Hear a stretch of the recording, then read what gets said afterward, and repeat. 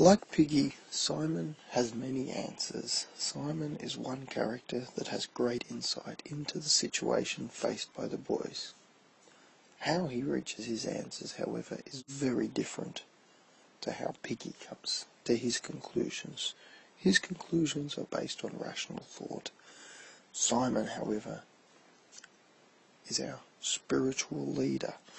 He can be compared to a Christ figure in the book in many respects, but in this regard he is the one person who represents spirituality, who represents insight and understanding of the boys. And we'll just go through a few things we can talk about him.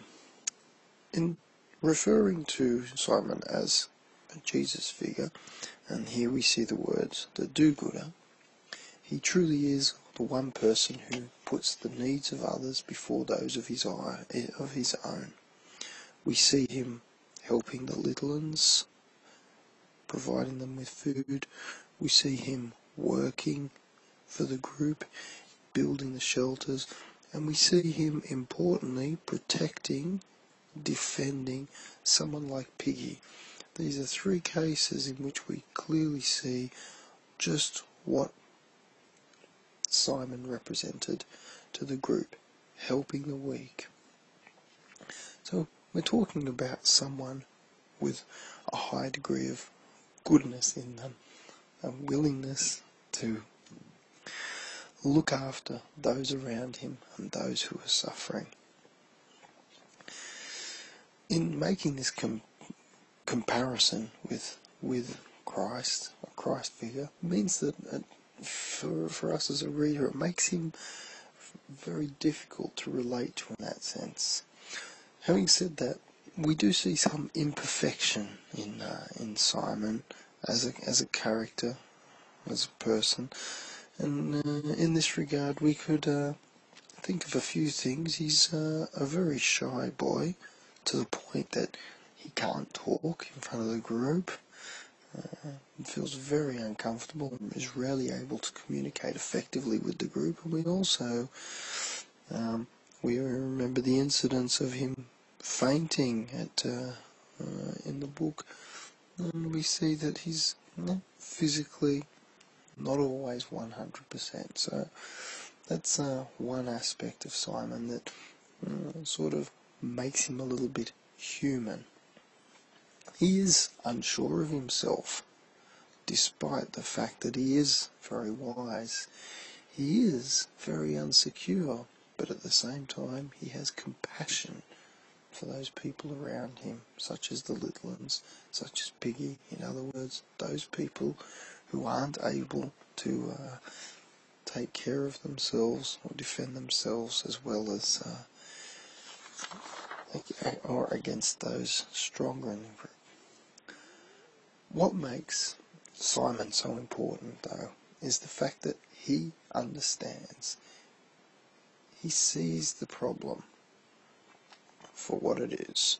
The problem being that what the boys should fear the most are the boys themselves. And that is something that Simon identifies. Simon understands. He sees where the problems are. And that's when we're referring to the boys being evil, and this is his defining moment when he speaks to the pig's head, and that is the moment when he communicates to the reader, I suppose, exactly what he understands about the situation as it is. But despite all his own fears, which he has at this point, he's very, very scared, confronted with this pig. The insight, the knowledge that this revelation of his, he doesn't hide from it. He goes to the top of the mountain. He faces his fear. And in doing so, he learns the truth about the beast.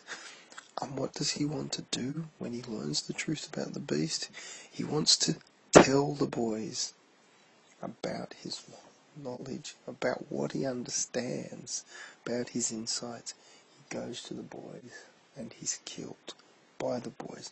And like Piggy, he becomes the victim of his own insights into the situation and the fact that he's different to the rest of the boys, that he's strange, so to speak, or to put it in the words of the boys, he's batty, he's queer, he's funny, he's cracked.